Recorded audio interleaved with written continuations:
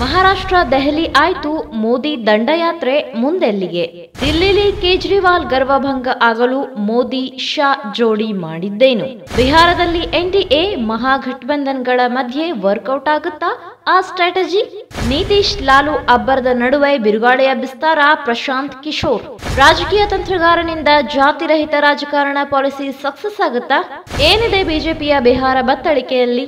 ರಾಜಕೀಯದಲ್ಲಿ ಸೋಲು ಗೆಲುವುಗಳು ಸಾಮಾನ್ಯ ಅನ್ನೋದನ್ನ ನಾವು ಮುಕ್ತ ಮನಸ್ಸಿನಿಂದ ಒಪ್ಪಿಕೊಳ್ಳಲೇಬೇಕು. ಅದರಲ್ಲಿ ಕೆಲವೊಂದು ಬಾರಿ ಈ ಎರಡೂ ಸಹ ಅನಿರೀಕ್ಷಿತವಾಗಿಯೂ ಹಾಗೂ ಇನ್ನು ಕೆಲ ಸಂದರ್ಭದಲ್ಲಿ ಈ ಸೋಲುಗಳೇ ನಿರೀಕ್ಷಿತವಾಗಿ ಎದುರಾಗಿ ಬಿಡುತ್ತೆ. ಇದೇ ರೀತಿಯ ಸನ್ನಿವೇಶವನ್ನ ನಾವು ದೆಹಲಿ ರಾಜಕೀಯ ವ್ಯವಸ್ಥೆ ಹಾಗೂ ಇತ್ತೀಚೆಗೆ ಹೊರಬಿದ್ದ ಫಲಿತಾಂಶವನ್ನ ಗಮನಿಸಿದಾಗ ನಮಗೆ ಸ್ಪಷ್ಟವಾಗಿ ಅರ್ಥವಾಗುತ್ತೆ.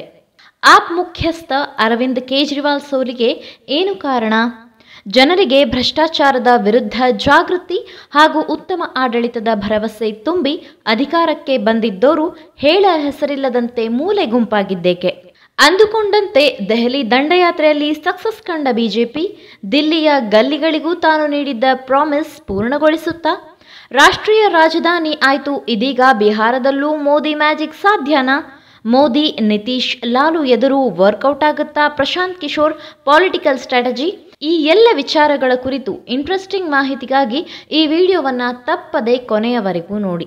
ಈ ರಾಜಕಾರಣ ನಿಂತ ನೀರಲ್ಲ, ಇದು ಹರಿಯೋ ನೀರಾಗಿರುತ್ತೆ. ಇದಕ್ಕೆ ಬಂದವರು ಸಮಾಜದ ಶುದ್ಧೀಕರಣದ ಜೊತೆಗೆ ಅದರ ಏಳ್ಗೆಯನ್ನ ಮಾಡಲು ಸಾಧ್ಯ ಅನ್ನೋ ಮಾತನ್ನ ಬೇರೆ ಬೇರೆ ಸನ್ನಿವೇಶಗಳಲ್ಲಿ ಅನೇಕ ರಾಜಕಾರಣಿಗಳು ಆಗಾಗ ಹೇಳುತ್ತಿರುತ್ತಾರೆ. ಆ ಮಾತು ಅಷ್ಟೇ ನಿಜವೂ ಆಗಿದೆ.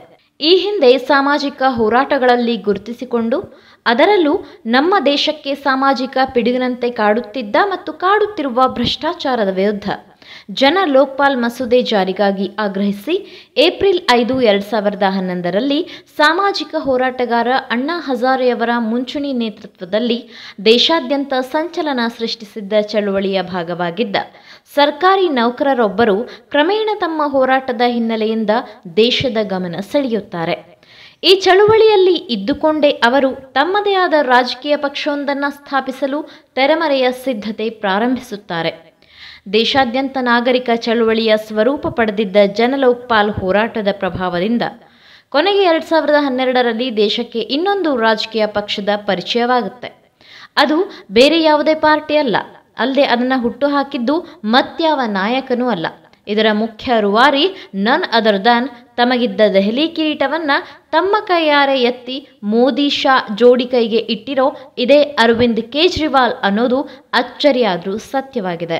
ಎಸ್, ಹೀಗೆ ರಾಜಕಾರಣಿಯಾಗಿ ತಮ್ಮನ್ನ ತಾವೇ ಬದಲಾಯಿಸಿಕೊಂಡು ಆಡಳಿತದಲ್ಲಿ ಬದಲಾವಣೆ ತರಲು ಸಾಧ್ಯ ಅಂತ ತಿಳಿದು ಬಹು ಬೇಗನೆ ಜನರಿಗೆ ಹತ್ತಿರವಾಗಿದ್ರು. ತಾವೇ ಸ್ಥಾಪಿಸಿದ ಪಕ್ಷಕ್ಕೆ ಅಧ್ಯಕ್ಷರಾಗುವುದನ್ನು ನೋಡಿದ್ದೇವೆ. ಆದರೆ ಕೇಜ್ರಿವಾಲ್ ಹಾಗೆ ಮಾಡಲಿಲ್ಲ. ಬದಲಾಗಿ ಆಪ್ಗೆ ಸಂಚಾಲಕರಾಗಿ ಗಮನ ಸೆಳೆದರು. ಅಲ್ಲದೆ ತಮ್ಮ ಪಕ್ಷ ಸಂಘಟನೆಯಲ್ಲೂ ಸಹ ಜನಸಾಮಾನ್ಯರನ್ನ ಕೇಂದ್ರೀಕರಿಸಿಯೇ ತಮ್ಮ ಸಂಘಟನೆಗೆ ಒತ್ತು ನೀಡುತ್ತಾರೆ. ಹೀಗೆ ಜನ್ಮ ತಾಳಿದ್ದ ಆಮ್ ಆದ್ಮಿ ಅನ್ನೋ ಜನಸಾಮಾನ್ಯರ ಪಕ್ಷ ತಾನು ಎದುರಿಸಿದ್ದ ಮೊದಲ ವಿಧಾನಸಭಾ ಚುನಾವಣೆಯಲ್ಲಿಯೇ ದೆಹಲಿಯ 70 ಸ್ಥಾನಗಳ ಪೈಕಿ 28 ಸ್ಥಾನಗಳಲ್ಲಿ ಗೆಲುವು ಪಡೆಯುವಲ್ಲಿ ಸಫಲವಾಗುವ ಮೂಲಕ ಎರಡನೆಯ ಅತಿ ದೊಡ್ಡ ಪಕ್ಷವಾಗಿ ಹಾಗೂ ಸತತ 3 ಬಾರಿ ಪೂರ್ಣಾವಧಿ ಸಿಎಂ ಆಗಿದ್ದ ಕಾಂಗ್ರೆಸ್ನ ಶೀಲಾ ದೀಕ್ಷಿತ್ರನ್ನ ಸೋಲಿಸಿದ್ದ ಕೇಜ್ರಿವಾಲ್ ಸಹ ದೊಡ್ಡ ಜನಪ್ರಿಯ ನಾಯಕರಾಗಿ ಹೊರಹೊಮ್ಮುತ್ತಾರೆ. ಬಳಿಕ 2015ರಲ್ಲಿಯೂ ಸಹ 67 ಸ್ಥಾನಗಳನ್ನು ಪಡೆದು ವಿಪಕ್ಷಗಳನ್ನು ಧೂಳೀಪಟ ಮಾಡುವ ಮೂಲಕ ಇದೇ ಆಪ್ ಇತಿಹಾಸ ನಿರ್ಮಿಸಿತ್ತು. ತಮ್ಮ ಆಡಳಿತದ ಅವಧಿಯಲ್ಲಿ ಕೇಜ್ರಿವಾಲ್ ಸರ್ಕಾರ ಸಾರ್ವಜನಿಕರ ಜೀವನದಲ್ಲಿ ಆಮೂಲಾಗ್ರ ಬದಲಾವಣೆ ತರುವ ಹಾಗೂ ಮೂಲಭೂತ ಸೌಕರ್ಯಗಳನ್ನು ಪೂರೈಸಿ ಜನರ ಜೀವನ ಮಟ್ಟದಲ್ಲಿ ಸುಧಾರಣೆ ತರುವ ಗುರಿಯನ್ನು ಹೊಂದಿತ್ತು. ಇನ್ನು ಅತ್ಯಾಧುನಿಕ ಸೌಲಭ್ಯ ಹೊಂದಿರುವ ಉತ್ತಮ ಕಟ್ಟಡಗಳ ನಿರ್ಮಾಣದ ಜೊತೆಗೆ ಒಳ್ಳೆಯ ಗುಣಮಟ್ಟದ ಶಿಕ್ಷಣಕ್ಕೆ ಒತ್ತು ನೀಡಿತ್ತು.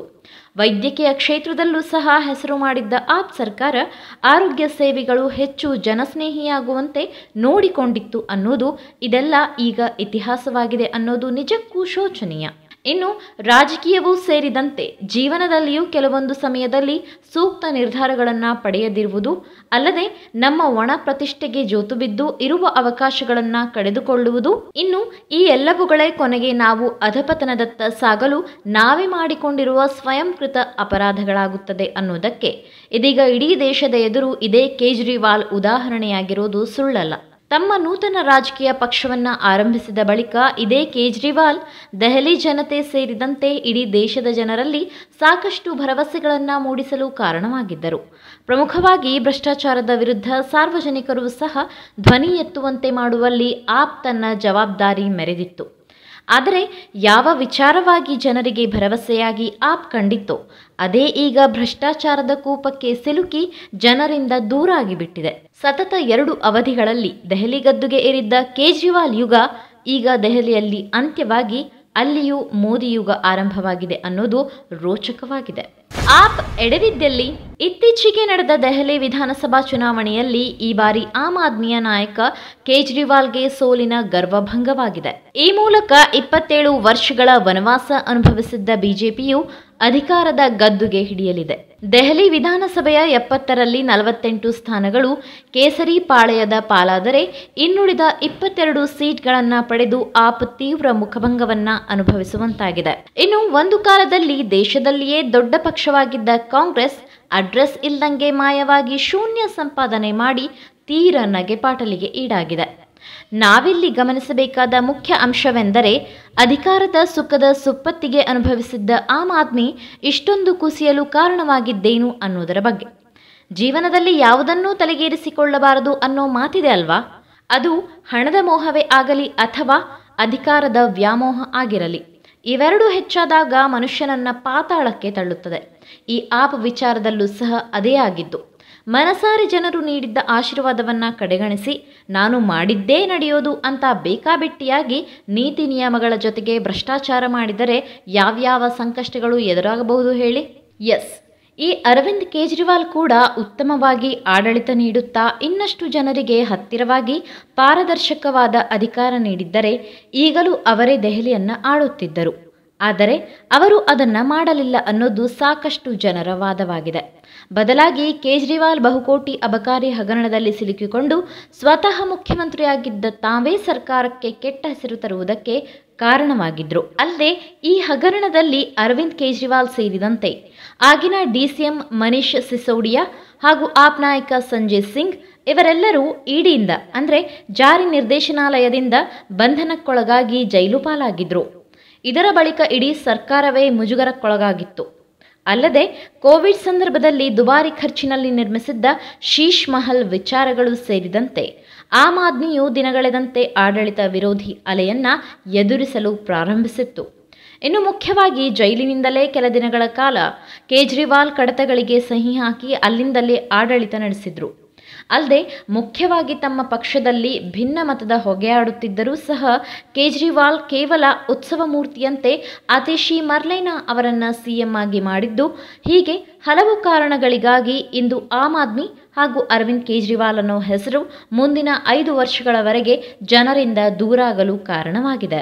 ಇನ್ನೊಂದು ಮುಖ್ಯವಾದ ಕಾರಣವೆಂದರೆ ಲೋಕಸಭಾ ಚುನಾವಣೆಯ ವೇಳೆ ದೇಶದಲ್ಲಿನ ಬಹುತೇಕ ವಿಪಕ್ಷಗಳು ಸೇರಿ ಮೋದಿ ಗೆಲುವಿನ ನಾಗಾಲೋಟಕ್ಕೆ ಬ್ರೇಕ್ ಹಾಕುವ ನಿಟ್ಟಿನಲ್ಲಿ ಸ್ಥಾಪನೆಯಾಗಿದ್ದ ಇಂಡಿಯಾ ಒಕ್ಕೂಟದಲ್ಲಿ ಆಗ ಆಮ್ ಆದ್ಮಿಯು ಭಾಗಿಯಾಗಿತ್ತು.